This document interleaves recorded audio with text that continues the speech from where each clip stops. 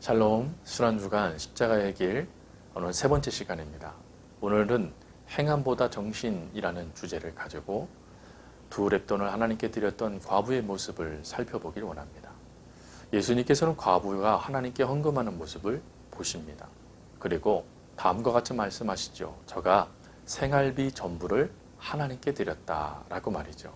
즉 가진 것이 없지만 자신이 갖고 있는 모든 것을 하나님께 드리는 그 모습을 인정하시는 것이죠.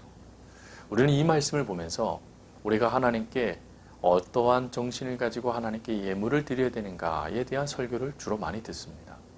그리고 그 헌금을 드림에 있어서 액수보다 중요한 것은 마음이라는 것 또한 우리가 너무 잘 알고 있죠. 그렇다면 오늘 본문 이렇게 하나님께 마음을 다하여 정성을 다하여 헌금을 드리는 것이 바로 하나님께서 원하시는 것이다 라는 것으로 그럼 결론 짓고 끝나면 될까?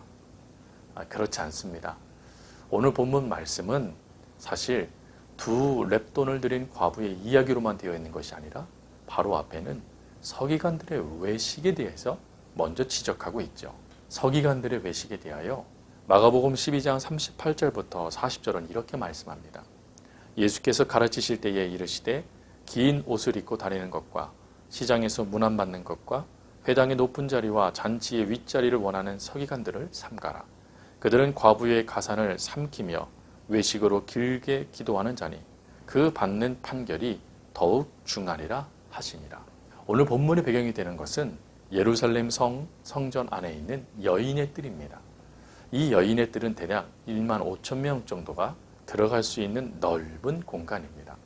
이곳에는 13개의 소바롯이라는 것이 놓여져 있었습니다. 소바롯은 오늘날로 말하면 헌금함입니다. 그 헌금함에 서기관들의 외식의 모습이 예수님의 눈에 들어왔다는 것이죠. 누가복음 21장 1절 말씀입니다. 눈을 들어 부자들이 헌금함에 헌금 넣는 것을 보시고, 즉 지금 부자들이 하나님 앞에 헌금을 드리고 있는 것을 우리 주님이 보셨다라는 것입니다. 이 보다라는 단어는 헬라어로 에세 오레이라는 단어입니다. 에세 오레이라는 이 단어는 꿰뚫어보다, 주의 깊게 살피다라는 뜻입니다. 예수님께서 서기관들이 하나님께 예물을 드리는 모습을 주의하여 보셨을 때 누가복음 21장은 이렇게 증언합니다. 많은 부자들이 많이 넣었다라고 말이죠. 여러분, 우리가 여기에서 종종 오해하거나 또는 잘못 해석하는 말씀이 바로 이 말씀입니다. 많이 넣었더라 라는 말씀 말입니다. 여러분, 여기서 많이 넣었다라는 이것은 헌금의 액수, 큰 액수를 말하는 게 아닙니다. 이 단어는 영어로 much의 단어가 아니라 many라는 단어를 씁니다. 즉 액수를 말하는 게 아니라 그 돈의 숫자를 말하는 것입니다.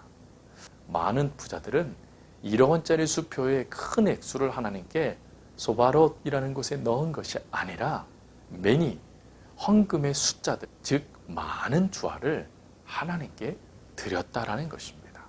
이 말씀은 바리새인들이 하나님을 존경하는 마음으로, 하나님께 감사하는 마음으로 자신의 모든 걸 하나님께 드렸다는 뜻이 아니라 자신을 자랑하고자, 자신의 그 하나님을 사랑하는 모습을 많은 사람들에게 보여주고자 큰 소리 나는 주화들로 바꾸어 그 소바롯이라는 곳으로 부었다라는 것입니다.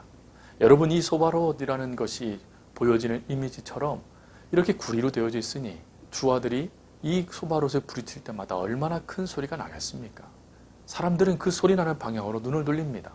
그리고 바라볼 때 바리새인들이 헌금을 드리고 있는 것이죠.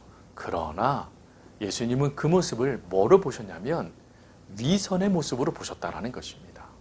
그리고 이 말씀 뒤에 즉시 두 랩돈을 드렸던 과부의 이야기가 나오는 것입니다. 두 랩돈은 오늘날로 화폐로 따지면 한 랩돈당 500원의 주화를 말합니다. 그러니까 1,000원을 하나님께 드렸다라는 것입니다. 1,000원, 그에게 있어서는요, 큰 돈일 수도 있고 큰 돈이 아닐 수도 있습니다. 그러나 주님은 이것을 저가 전부를 드렸다라는 걸 통하여 그가 갖고 있는 모든 걸 하나님께 드린 것이라는 것을 알 수 있습니다. 놀라운 것은 우리 주님이요, 이 과부의 모습을 보면서 그가 모든 것을 드렸다라는 그것에 초점을 맞추고 있지 않다라는 것입니다.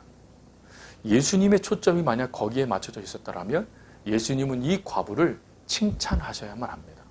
그리고 그것을 통하여서요, 이 과부가 행했던 모습을 많은 사람들 앞에 부각시키셔야만 합니다. 그러나 그렇지 않으시죠. 예수님께서는 단지 저가 생활비 전부를 드렸다라는 것으로만 멈추고 있으시다라는 것입니다. 그러면 왜 예수님께서는 이 두 모습을 이렇게 연이어 말씀하신 것입니까? 그것은 첫 번째 서기관의 잘못을 지적하기 위함이십니다. 서기관들의 모습에 대해서 서기관들을 삼가라. 그들은 과부의 가산을 삼키며 외식으로 길게 기도하는 자니 그 받는 판결이 더욱 중하리라 하시니라. 즉 이 말씀은 두 가지를 예수님이 말씀하시기 위해 오늘 과부와 서기관을 등장시키신 것입니다. 그 첫 번째로는 탐욕입니다. 하나님 앞에 자신을 드러내는 그 탐욕의 모습, 자신을 자랑하고 자신의 이익을 위하여 과부의 재물도 삼키고 또 사람들 앞에서 동전소리를 내가며 나 이런 사람이야 자랑하고 있는 그 탐욕을 우리 하나님께서 지적하시는 것이고, 두 번째로는 그 탐욕의 심판을 말씀하시는 겁니다.